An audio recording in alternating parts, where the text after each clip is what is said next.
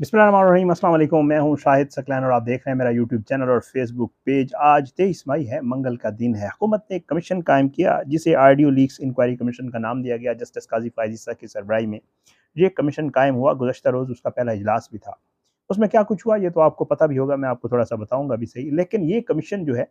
ये कितनी मुश्किलात पैदा कर सकता है हुकूमत के लिए, बल्कि इवन सीनियर वकील एतजाज़ अहसन साहब ये कहते हैं कि वज़ीर-ए-आज़म, वज़ीर दिफ़ा और वज़ीर दाखिला और वज़ीर कानून जो है, या जो लोग इस कमीशन में शामिल हैं, ये भी हो सकता है कि वो जब अमेरिका लैंड करें तो उनके वारंट भी जो है वहाँ से जारी हो चुके होंगे या हो रहे होंगे, या उनके हाथ में उनके वारंट पकड़ाए जाएँ और उनको कहा जाए कि जी आपको इन चीज़ों का जवाब देना पड़ेगा। ये सारी चीज़ें आज की इस वीडियो में आपके सामने शेयर करूँगा कि किस तरह ये जो कमीशन बनाया गया है, वकला क्या समझते हैं कि ये कमीशन काम करेगा, नहीं करेगा, करेगा तो इसके क्या बाद में नताइज निकल सकते हैं, ये सारी चीज़ें आपके सामने रखूँगा। तो गुज़श्ता रोज़ एक इजलास हुआ जी, ये 3 रुकनी कमीशन है जिसमें आमिर फ़ारूक साहब हैं, काज़ी फायज़ ईसा साहब हैं, बलूचिस्तान के चीफ जस्टिस साहब हैं, बलूचिस्तान हाई कोर्ट के।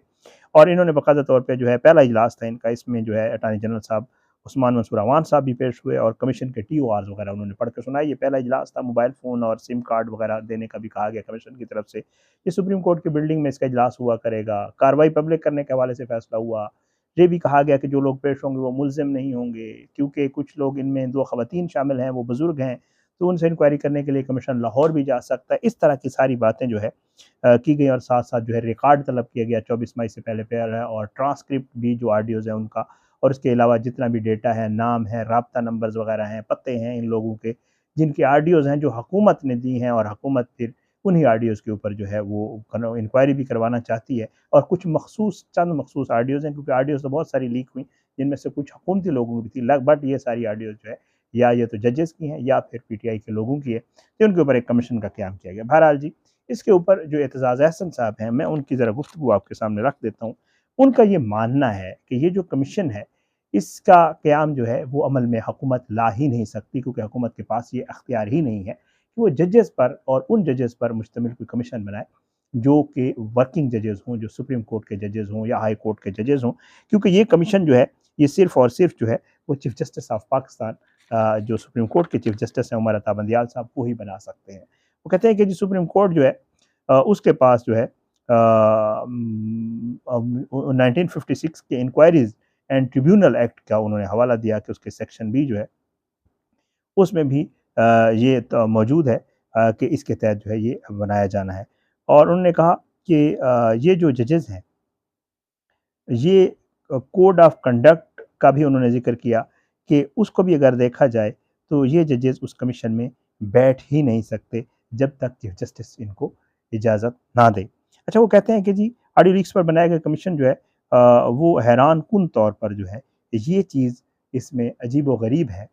कि जो ऑडियोज़ हैं वो भी हुकूमत की तरफ से दी जा रही हैं। इसका मतलब ये है कि ये ऑडियोज़ हुकूमत ने ही रिकॉर्ड की हैं, और हुकूमत क्योंकि ऑडियोज़ प्रोवाइड कर रही है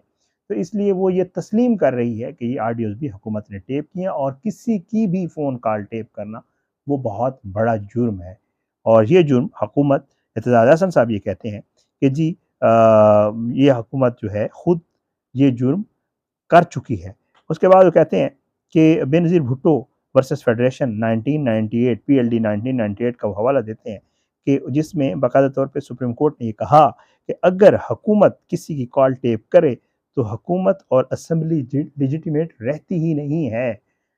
ये एतजाज़ हसन साहब ने कहा। और वो कहते हैं कि ये नहीं हो सकता कि बेनज़ीर भुट्टो की हुकूमत के लिए सुप्रीम कोर्ट कोई और फ़ैसला दे और शहबाज शरीफ की हुकूमत के लिए सुप्रीम कोर्ट कोई और फ़ैसला दे। तो सुप्रीम कोर्ट का जो फ़ैसला है वो अगर बेनज़ीर भुट्टो की हुकूमत के ऊपर अप्लाई हो सकता है तो वो फिर जो है वो शहबाज शरीफ की हुकूमत पे भी अप्लाई होगा। और वो कहते हैं कि जी अगर कमीशन काम करना शुरू कर देगा तो खुद फंस जाएंगे,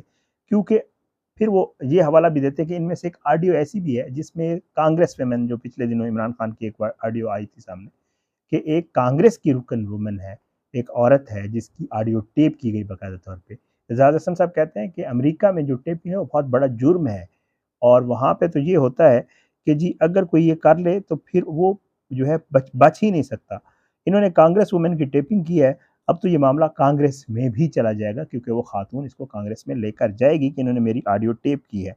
और वो इनको नहीं छोड़ेगी। اور وہ کہتے ہیں کہ اس میں وزیر قانون، وزیر داخلہ اور وزیر دفاع اور وزیر اعظم جس دن لینڈ کریں گے اس دن وارنٹ جو ہے وہ ان کو سرو کر دیے جائیں گے۔ اور ایون وہ تو یہ بھی کہتے ہیں کہ جو اسلام آباد ہائی کورٹ کے چیف جسٹس عامر فاروق صاحب ہیں وہ بھی پھر امریکہ نہیں جا سکیں گے۔ بہرحال وہ کہتے ہیں کہ جی 9 مئی والے واقعات کے اوپر بھی وہ بات کرتے ہیں، کہتے ہیں کہ جی سارا کچھ ہوا مگر حکومت دیکھتی رہ گئی، اور اگر کچھ بھی آرمی ایکٹ کے تحت انہوں نے کچھ بھی کرنا ہوگا تو ان کو ظاہری بات ہے جو ہے وہ سارا کچھ آئین میں ترمیم کرنا پڑے گی، اور آئین میں ترمیم کے لیے ان کے پاس نمبر پورے نہیں ہیں۔ اس لیے جو ہے یہ سارے معاملات جو ہے اس طرح کے حکومت جو ہے وہ اس کے لیے کرنا پاسبل نہیں ہوگا۔ کسی جماعت کو قلعدم کرنے کے حوالے سے اعتزاز احسن صاحب کا یہ ماننا ہے کہ اگر کسی جماعت کو قلعدم قرار دینا ہو یا ختم کرنا ہو، جیسے پی ٹی آئی کے حوالے سے کیا جا رہا ہے کہ شاید یہ کوئی ریفرنس بھیجیں گے اور پی ٹی آئی فارغ ہو جائے گی، تو وہ بھی سارا اختیار جو ہے وہ چیف جسٹس سپریم کورٹ کے پاس ہے، وہ اگر کریں تو کر سکتے ہیں، نہیں تو ایسے کسی جماعت کو قلعدم قرار نہیں دیا جا سکتا۔ یہ وہ ساری چیزیں تھیں جو جو ہے، اور وہ ایون اعتزاز احسن صاحب کا یہ بھی ماننا تھا کہ میں تو یہ سمجھتا ہوں، اعتزاز احسن صاحب کہتے ہیں کہ قاضی فائز عیسیٰ صاحب جو ہے وہ بھی ان ساری باتوں کو انڈرسٹینڈ کرتے ہیں، اور وہ یا تو اگر اس کمیشن میں نہیں بیٹھیں گے، لیکن یا ان کو جب یہ چیزیں سامنے آئیں گی کھلیں گی تو وہ پھر اس کمیشن سے خود ہی جو ہے وہ ہٹ جائیں گی۔ یہ اعتزاز احسن صاحب کا معاملہ ہے، لیکن جیسے میں آپ کو پہلے بتا چکا کہ گزشتہ روز ایک اجلاس بھی ہو گیا، اور اگلے اجلاس کے لیے ظاہری بات ہے بہت ساری چیزیں بھی مانگ لی گئی، اور یہ بھی ٹی او آرز وغیرہ پہ بھی بات ہو گئی، یہ بھی ہو گئی کہ پبلک کریں گے، اگر کوئی حساس معاملہ ہوا تو اس کی ان چیمبر سماعت کی جائے گی۔ یہ سارے معاملات جو ہے اس کمیشن کو لے کر ہو رہے ہیں۔ بہرحال یہ دو طرفہ معاملات ہیں، ایک طرف کمیشن اپنا کام کر رہا ہے، دوسری طرف جو وکلاء ہیں وہ اس کے اوپر بات کر رہے ہیں اور کہہ رہے ہیں کہ اس کمیشن کا قیام جو ہے وہ حکومت کی ثوابدید یا حکومت کے اختیارات میں ہی نہیں ہے۔ اب آنے والے دنوں میں ویسے تو پاکستان میں بہت کچھ ہوتا ہے، جو کچھ نہیں بھی ہو سکتا ہوتا پاکستان میں ہوتا ہے، تو دیکھتے ہیں آنے والے دنوں میں یہ سارا کچھ کس رخ جاتا ہے، کیا صورتحال اختیار کر سکتا ہے، کیونکہ جو ہے وہ جو معاملہ ہے کمیشن والا، اس کے اوپر سزا ہونا یا کسی کی نااہلی ہونا، لیجیٹیمیسی کے حوالے سے جو بات کی اعتزاز احسن صاحب نے کہ ایون گورنمنٹ اور اسمبلی بھی لیجیٹیمیٹ نہیں رہتی، اور پھر سزا بھی مل سکتی ہے اس معاملے کے اوپر، جس کے اوپر باقاعدہ طور پہ جو آئین اور قانون سے ہٹ کر کیا جائے۔ اب دیکھتے ہیں اعتزاز احسن صاحب یہ سمجھتے ہیں، لیکن پاکستان میں بہت ساری چیزیں آئین اور قانون سے ہٹ کر ہو رہی ہیں اور ان کے اوپر کچھ بھی نہیں ہو رہا۔ تو انشاءاللہ پوری امید ہے آنے والے دنوں میں مزید کچھ چیزیں جو بھی ہوں گے آپ کے ساتھ شیئر کیا کریں گے۔ اپنی دعاؤں میں یاد رکھیں جی، اللہ پاکستان کا حامی ناصر، اس کے خلاف سازشیں کرنے والوں کو نصب نابود کرے، ظالموں کو عبرت کا نشان بنائے، مظلوموں کو انصاف ملے۔ اگلی ویڈیو میں ملاقات ہوگی، اجازت دیں، انشاءاللہ۔ پاکستان زندہ باد، اللہ حافظ۔